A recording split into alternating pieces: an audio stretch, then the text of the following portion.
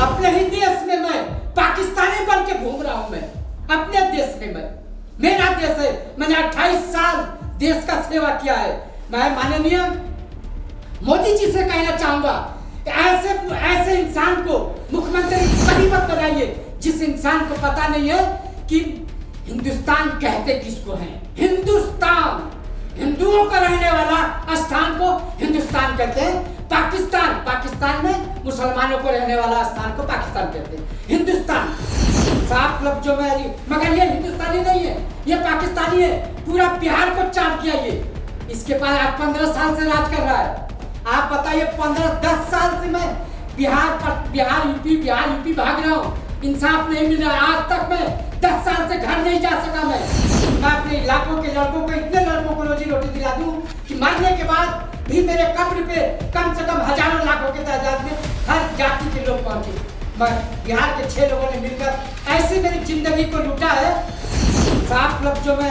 मगर ये हिंदुस्तानी नहीं है, ये पाकिस्तानी है। पूरा बिहार को चाट किया ये।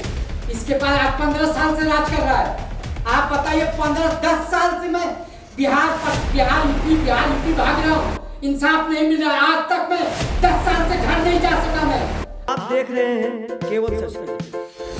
नमस्कार, आप देख रहे हैं केवल सच न्यूज। मैं हूं ब्रजेश मिश्रा और आज हमारे बीच मौजूद है उत्तर प्रदेश के गाजीपुर जनपद के रहने वाले यूसुफ खान, जो भारत सरकार के अर्धसैनिक बल में कार्यरत थे, जवान थे सीआरपीएफ में। यूसुफ खान या वही यूसुफ खान है जो कभी सीआरपीएफ में सेवा दिया करते थे और आज इनकी हालत यह है कि यह व्यक्ति अपने ही देश में न्याय के लिए दर-दर की ठोकर खा रहा है। जब एक तरफ भारत के यशस्वी प्रधानमंत्री जी मुसलमानों के भी हित की रक्षा की बात करते हैं और उत्तर प्रदेश के मुख्यमंत्री योगी आदित्यनाथ जो गलत कार्य करते हैं उनका घर बुलडोजर से गिरा देते हैं। उस राज्य के रहने वाले यूसुफ खान साहब की स्थिति आज इतनी भयावह है कि वह व्यक्ति दर-दर की ठोकर खा रहा है ताकि उसको इस देश में न्याय मिल सके।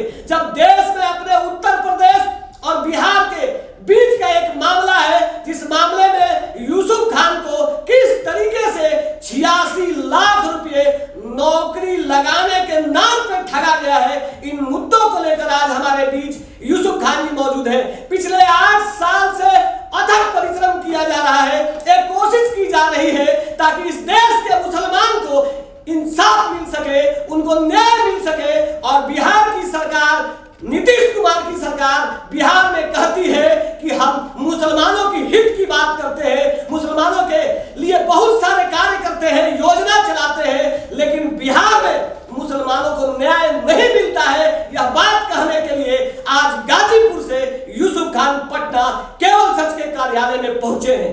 और बिहार में आरजेडी की सरकार जब थी, आज भी वह भारत के बिहार प्रांत में माय समीकरण की बात करती है, मुसलमान और यादव की गठजोड़ की बात करती है। लेकिन जब एक मुसलमान को न्याय दिलाने की बात होती है तो आज लालू यादव तो बीमार है, लेकिन उनका बेटा जो आरजेडी का युवराज है तेजस्वी यादव, उसके जुबान से भी एक शब्द नहीं निकलता है।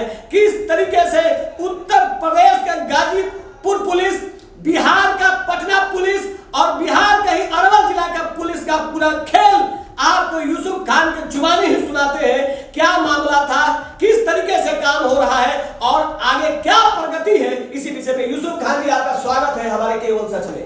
मैं केवल सच का धन्यवाद देना चाहूंगा और मैं केवल सच चैनल के जरिए आवाम को बतलाना चाहूंगा।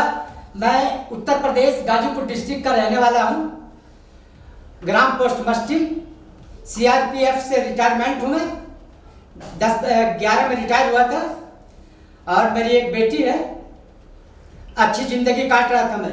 क्या हुआ था आपके साथ? मेरे साथ बिहार के 6 लोगों ने मिलकर 86 लाख रुपए, यानी 86 लाख मेरे नहीं है, कुछ मेरे पेंशन का पैसे हैं, कुछ मेरे ही जरिए मैं अपने बेटी के आदमी को जॉब दिलाने के चक्कर में अपने साले के लड़कों के, हर इंसान सपना देख सकता है।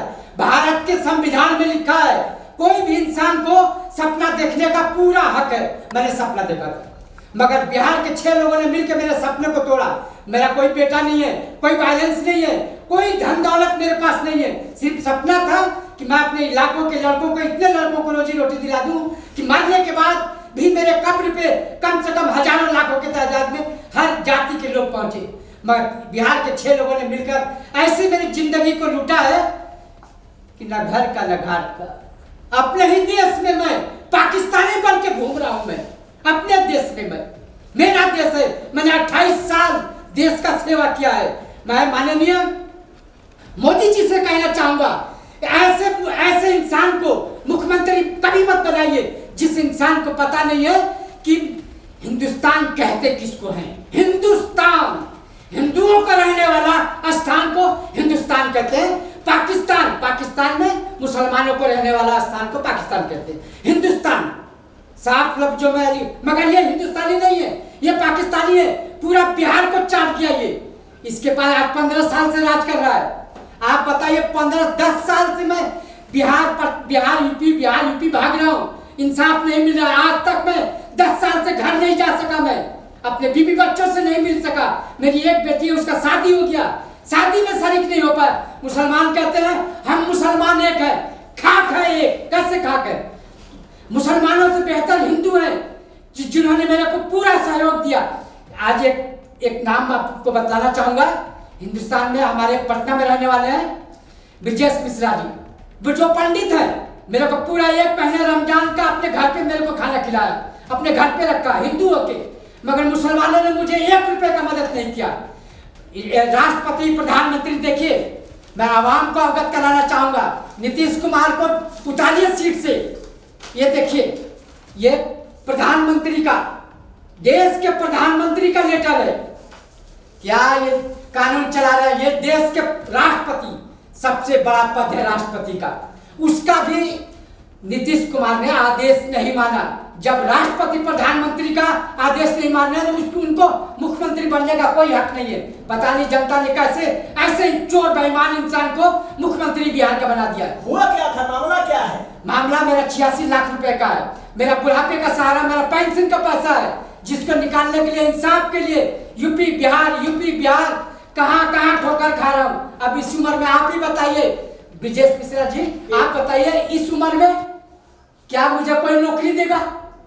इस उम्र में मैं क्या कर सकता हूँ? आप बताइए। आपका मामला क्या है? 86 लाख। मेरा 86 लाख आर्मी में भर्ती करवाने के नाम पर राम बाबू चौधरी, राजू रंजन पुष, अरवल, कर्नल नदीम अरशद, इन लोगों ने मिलकर मेरे साथ ऐसा छली किया, पूरा बाकायदा। बताइए देश को लूटने, देश कितना खोखला हो चुका है।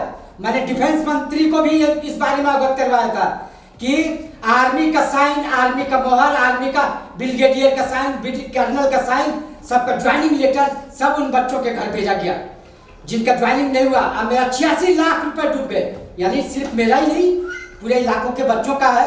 मेरा 17 लाख रुपए, 17 लाख जो मैं पेंशन लेके आया था। सोचा था ठाट से अपनी बेटी का शादी कर लूंगा, जिंदगी अच्छा से कट जाएगा।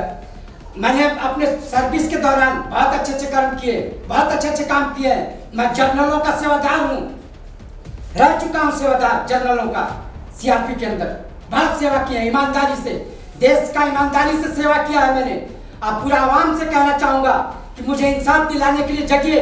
और एक चीज और आपको बताना चाहूंगा, बिहार की पुलिस, पुलिस PULIC ऐसे कुछ होता है पुलिस का, उसको मतलब ही मालूम नहीं पुलिस का मतलब क्या होता है।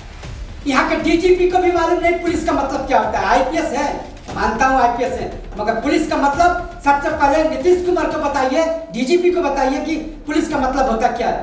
मैं यहाँ की पुलिस, गाजीपुर की पुलिस, गाजीपुर गया FIR है, मेरे पास FIR है। देखिए मैं सब कार्रवाई कर रखा हूँ। ये FIR है मिश्रा जी, ये FIR है।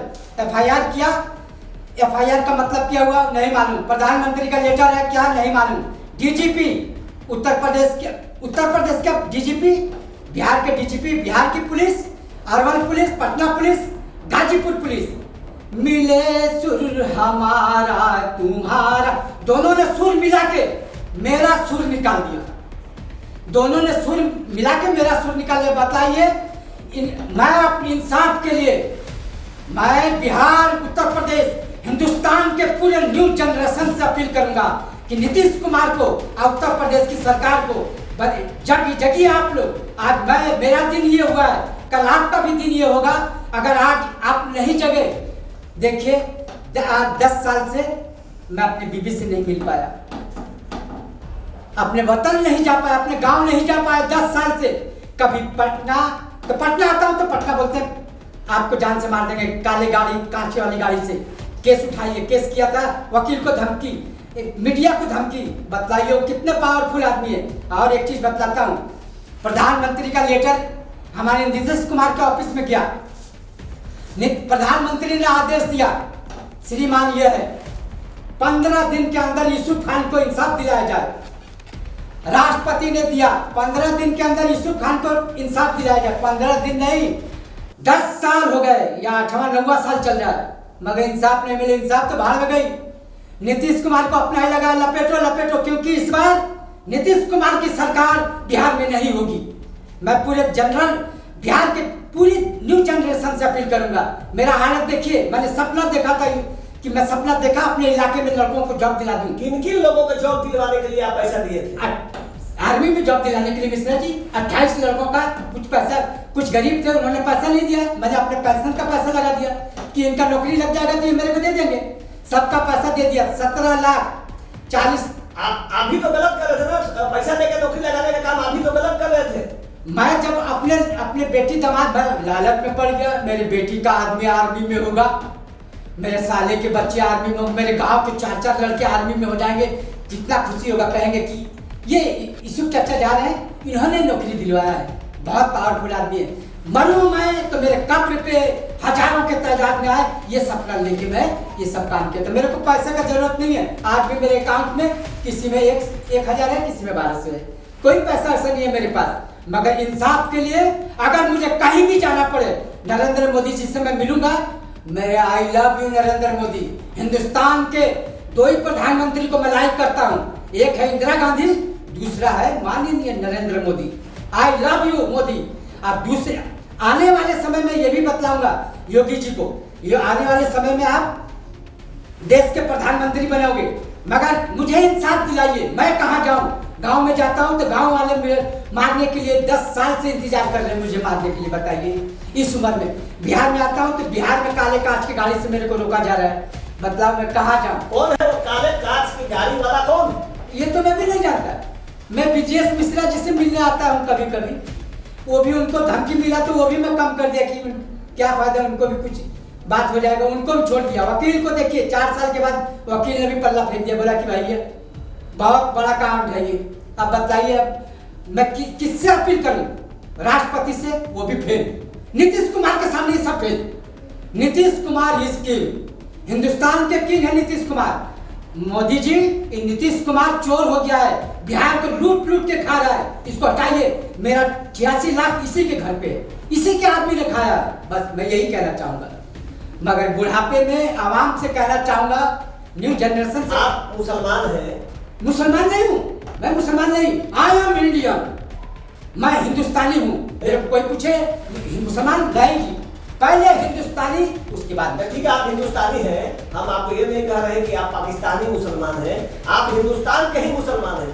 आपके उत्तर प्रदेश में एक से एक बड़े दबंग। अरे बाबा, जानते होंगे कि आजम खान साहब, जिनकी एक भैंस गुम हुई थी, पूरी उत्तर प्रदेश शासन जो हिल गया था, पूरा डीजीपी आईजीपी साईजीपी सारे जी, उनका 2 मिनट में भैंस, 12 घंटे भी नहीं लगा, आजम खान की भैंस उनके घर बन गई।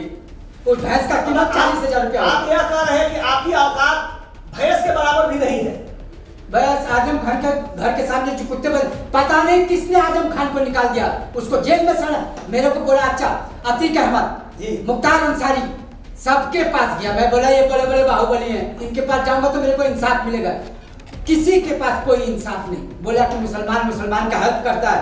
अरवल के मुसलमान परवेज, कोई आईपीएस थे परवेज जी, उनके पास गया। बोला, उन्होंने मेरे कागज को उठा कर फेंक। परवेज आलम एसपी थे वहां के अरवल के जी। मेरे को वापस कागज पकड़ा दिए कि जाइए डीजीपी से मिलिए, बतलाइए। आप लोग कहते हैं कि मुसलमान मुसलमान का साथ देता है। 1 रुपया मांगा था हिंदुस्तान के मुसलमानों से, मेरी मदद कीजिए, बुढ़ा हूं मैं, मेरा हालत खराब है, मेरी बेटी का शादी। आवाम से कहते हो मेरी एक बेटी है, कितना खुशनसीब हूं कि इन चोरों ने मेरे को लूटा, मगर मैं अपनी बेटी के शादी में शरीक तक नहीं हो सका। कितना खुशनसीब इंसान हूं। न्यू जनरेशन, मैं अपने बच्चों से कहना चाहूंगा, मुश्ताक अंसारी कई लोग हैं, किसी से मदद नहीं मिला। किसी ने नहीं बोला कि एक के पास गया, मुख्तार अंसारी साहब के पास गया, मैं साहब है भाई, बाहुबली है, 1 लाख देखा है, लो बात कहानी खत्म। अतीक अहमद के पास गया, अरे इसका हालत तो लाख रुपए का भी नहीं है। आजम खान के पास गया, आजम खान भी वही। एक सिद्दीकी साहब थे, मायावती के नहीं, मायावती के नहीं, सिद्दीकी साहब थे, उनको किसी ने मेरे को एड्रेस दिया, उनके पास गया, वो भी पावरफुल है।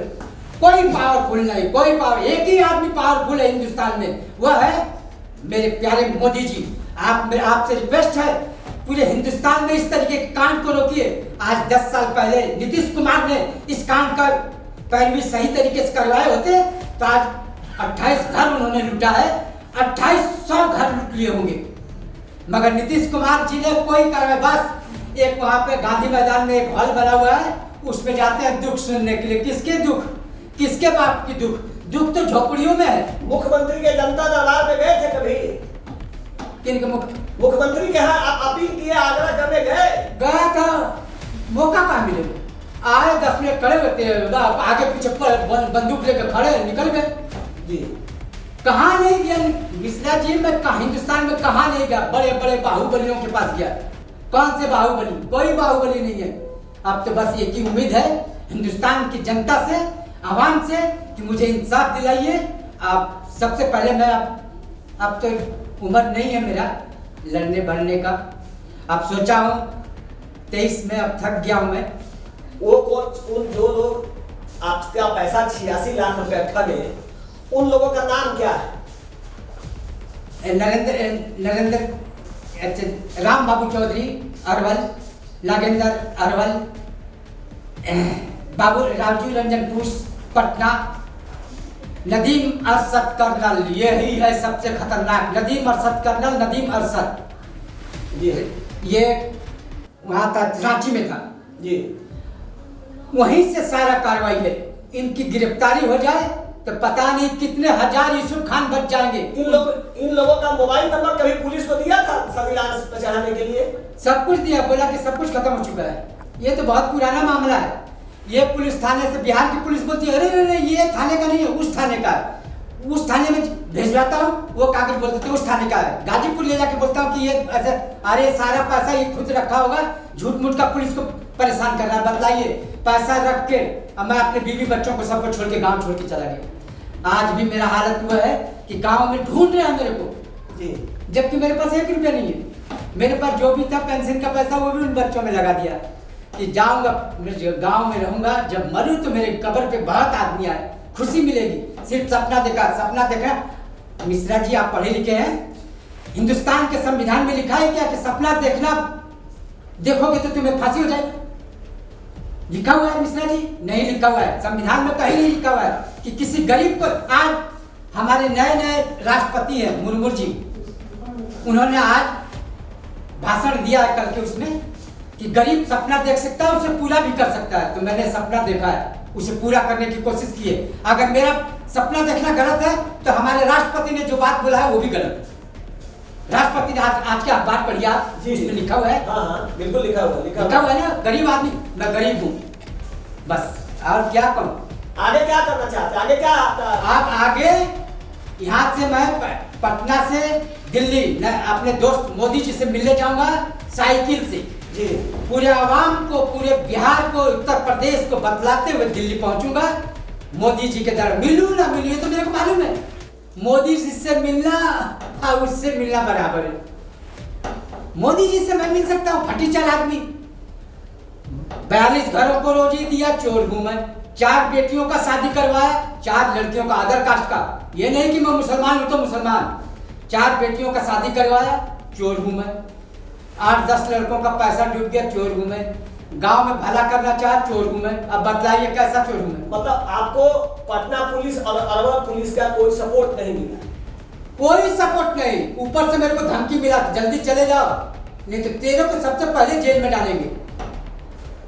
पुलिस कमिश्नर के ऑफिस में गया था, वहां पर कमिश्नर साहब नहीं थे, उनके जगह पर कोई और विराजमान थे। उनसे बोला श्रीमान ऐसा ऐसा बात है, तो उन्होंने कहा कि केस 86 लाख। अरे ऐसा करो, सबसे पहले तू जेल जाएगा, भाग आओ। अंग्रेजों का बोला हुआ 2 शब्द बोले, मैं आउट हो गया। अब मेरी औरत बोली तू जेल हो जाएगा, चल चलो। बस यही है कहानी। अब मिश्रा जी कुछ साथ दीजिए, मीडिया भी डरती है। मिश्रा जी टीवी चैनल पर भी गया था मैं जी, टीवी चैनल वाले भी हाथ उठा दिए। अब बताओ कितने पावरफुल है। इससे साफ जाहिर होता है वो नीतीश कुमार के कुर्सी के आजू बाजू बैठे हुए हैं, वहीं से कार्रवाई हो रहा है। पूरे आदमी जो 86 लाख। आप कभी लालू यादव का पार्टी राष्ट्रीय जनता दल मुसलमान और यादव का गठजोड़ की बात करता है, तो कभी आप उनके अभी गए थे क्या मदद मांगने? नहीं मिश्रा जी, उनसे नहीं मिल सका। वाह, उनसे भी कैसे मिलोगे? राजा जी तो नीतीश कुमार हैं, उनको कहा या इनसे लालू प्रसाद से कैसे मिल सकते हो? राजा जी तो ये जो चाहेंगे वो होगा। लालू जी के कहने से क्या होगा? जब लालू जी सरकार में रहते तो उनके पास जाता। मगर नीतीश कुमार बिहार के लायक नहीं है। अभी आपने सुना, ये यूसुफ खान सीआरपीएफ के जवान थे जो अब सेवानिवृत्त हो चुके हैं और पिछले 8 साल से ये दर-दर की ठोकर खा रहे हैं। इन्होंने प्रधानमंत्री जी का पत्र दिया, राष्ट्रपति जी के यहाँ पत्र आया है वो दिखाया, यहाँ पे FIR की कॉपी को दिखाया। ऐसे कई सारे पत्र हैं जिसको आप अवलोकन करेंगे तो आपको लगेगा कि देश में न्याय का क्या आलम है। हमारा पूरा देश हिंदुस्तान में हिंदू और मुसलमान के बीच द्वंद्व युद्ध में फंसा हुआ है। बिहार में कहने के लिए मुस्लिम वोट हासिल करने के लिए किस किस तरीके का षड्यंत्र रचा जाता है, या किसी से नहीं छुपा है। कोई माय समीकरण बनाता है, कोई मुसलमानों के लिए कब्रिस्तान का मजबूत घेराबंदी की बात करता है, कई तरह का बात करके उनका वोट हासिल करता है। लेकिन जब न्याय दिलाने की बात आती है तो मुसलमान फिर टाइम फीस हो जाता है। जैसा कि ये खुद बता रहे हैं, ये मेरा कोई स्टेटमेंट नहीं है। मुश्ताक अंसारी हो, अतीक अहमद हो, आजम खान हो, या फिर बिहार के कितने भी बड़े बाहुबली मुसलमान के जो भी नेता है, एक यूसुफ खान को जो उत्तर प्रदेश के गाजीपुर के रहने वाले हैं, बड़ी उम्मीद के साथ ये आए थे कि उत्तर प्रदेश का भाई है हमारा बिहार, और हमारे बिहार में लोग हमको मदद करेंगे। जो जालसाज है, जो फ्रॉड है, जो चीटर है, उनको पकड़ा जाएगा, गिरफ्तार करके जेल भेजा जाएगा, ताकि इनका जो 86 लाख रुपया जो लूटने वाले लोग हैं उनसे पैसा रिकवरी हो सके और इनको न्याय मिल सके। और उससे भी बड़ी बात तो यह है कि इस भारत के नौकरी पद्धति में आज अग्निवीर के मामले में आज पूरा देश जल गया। आप गौर से समझिए कि एक सीआरपीएफ के जवान को ये कहीं ना कहीं से बात मालूम था कि पैसे देकर सीआरपीएफ या आर्मी में बहालियां होती है। इस बात को झुठलाया नहीं जा सकता है और यही सच्चाई है। और नदीम अरशद जो खुद को कर्नल बताता है, रांची का मैंने पत्र, चूंकि ये केवल सच ने कई खबरें छापी थी और ये जितने पत्राचार आप देख रहे हैं ये केवल सच के मेहनत का ही नतीजा है, और तब जाके इनको कुछ राहत भी मिला। अन्यथा जिस तरीके के हालात थे, केवल सच पर भी हमले हुए, लेकिन केवल सच का काम है केवल सच दिखाना, और हम लोगों ने वो काम पूरी तरीके से किया है। अगर आर्मी के जो सेना के जो रक्षा मंत्री सबके पास पत्राचार गया था कि किस तरीके से आर्मी में बहाली के नाम पे धोखाधड़ी करके लूटा जा रहा है, और ये पहला मामला नहीं है यूसुफ खान का, बल्कि प्रत्येक दिन का कहीं ना कहीं किसी न किसी राज्य में, किसी न किसी जिले में, किसी न किसी तहसील में, किसी न किसी प्रखंड में कोई ना कोई लूटा जा रहा है सरकारी नौकरी के नाम पे। और इसके बावजूद भी सरकार के बड़े स्तर के पदाधिकारी, चाहे वो डीजीपी हो, मुख्य सचिव हो, जिला का पुलिस कप्तान हो, डीआईजी हो, किसी के कान पे जू तक नहीं देखता कि सामने वाला को न्याय मिले। और आजकल सोशल मीडिया के दौर में हर आईएएस, आईपीएस, थाना प्रभारी, डीएसपी खुद को सोशल मीडिया में पदाधिकारी से ज्यादा अपने आप को सामाजिक कार्यकर्ता घोषित करने में लगा हुआ है। जितना वो फेसबुक और व्हाट्सएप और टेलीग्राम और सोशल मीडिया पर सक्रिय है, अगर 10% भी उसका समय अपने केस के अनुसंधान में दे तो निश्चित तौर पे बिहार में अपराधियों का मनोबल टूटेगा। न सिर्फ बिहार बल्कि पूरे देश में अपराधियों का मनोबल टूटेगा और उसकी स्थिति में सुधार होगी और गलत करने वाले लोगों पर अंकुश लगेगा। लेकिन ये होगा क्या? ये अपने आप में एक यक्ष प्रश्न बन के घूम रहा है पूरे हिंदुस्तान में। और यूसुफ खान अब साइकिल से जाने की बात कर रहे हैं। अभी उन्होंने एक बयान दिया, आज पेपर में भी आया है, और भारत के नवनिर्वाचित राष्ट्रपति द्रौपदी मुर्मू ने एक बयान दिया है जो आज पूरे हिंदुस्तान के मीडिया में सुर्खियों में है कि गरीब भी सपने देख सकता है और वो सपना पूरा हो सकता है। तो ये जैसा कि इन्होंने कहा यूसुफ खान ने कि मैं भी एक गरीब हूं, मैंने भी एक सपना देखा था, भले ही वो पूरा नहीं हो सका, लेकिन हिंदुस्तान में न्याय तो मिल ही सकता है। अगर संविधान में अगर व्यवस्था है, आज ओवैसी साहब बड़ी बड़ी बात कहते हैं, लेकिन एक मुसलमान को न्याय दिलाने के लिए ओवैसी साहब के मुसलमान खेमा भी यूसुफ खान के पक्ष में खड़ा होता नहीं दिखा। आखिर वजह क्या है? आखिर कारण क्या है? अगर यूसुफ खान झूठ बोल रहे हैं तो केस को फॉल्स कर देना चाहिए, और यूसुफ खान की बातों में सच्चाई है, ये मामला सत्य है, क्योंकि ये मामला खाते में भी पैसा ट्रांसफर हुआ है, एटीएम कार्ड से पैसा निकाला गया है, एटीएम कार्ड का फुटेज तक है। इसके बावजूद भी अगर कोई कार्रवाई नहीं हो रही है तो निश्चित तौर पर जितना गुनाहगार, जितना बड़ा आरोपी नदीम अरशद है, उससे बड़ा अपराधी पटना पुलिस का उस समय का कप्तान, अरवल जिला का कप्तान और गाजीपुर का पुलिस कप्तान को भी उतना ही जिम्मेवारी को उठा लाया जा सकता है जितना अपराधियों ने इनके साथ घटना को अंजाम दिया है। अगर हमारे न्याय दिलाने वाले लोग ही इस तरीके के कुकर्म में शामिल होते रहेंगे तो हिंदुस्तान में हिंदू मुस्लिम होता रहेगा, सरकारें आती रहेंगी, सरकारें जाती रहेंगी, कभी मुसलमान का काम होगा, कभी हिंदू का काम होगा, लेकिन हिंदुस्तान में न्याय दिलाना ही सबका कर्तव्य है। हम त्रेता, कलयुग, द्वापर, सतयुग की बात करते भले ही, लेकिन सच यही है आज के तारीख में कि न्याय के लिए भी आपको मोटी रकम चुकानी पड़ती है। अगर यूसुफ खान ने जो पैसा 86 लाख रुपया उन लोगों को नौकरी दिलाने के नाम पे दिया, 2-4-5 लाख रुपया अगर केस के अनुसंधान में, सुपरविजन में और रिपोर्ट में दे दिए होते तो शायद इनका कुछ काम बन गया होता। और जहां तक बात नीतीश कुमार की है, आपने यूसुफ खान के जुबानी ही वो बातें सुनी है, इसमें कहीं कोई हमारा मिलावट नहीं है कि आप आइए और किसी भी सरकार पर आप बदनुमा दाग लगाइए। केवल सच का काम है सच दिखाना, और हम सच दिखाकर रहेंगे। हम यूसुफ खान के वो साइकिल यात्रा की भी हम चर्चा करेंगे जब ये साइकिल यात्रा पर निकलेंगे और बताएंगे कि किस तरीके से काम हो रहा है। आप देख रहे थे केवल सच न्यूज। धन्यवाद।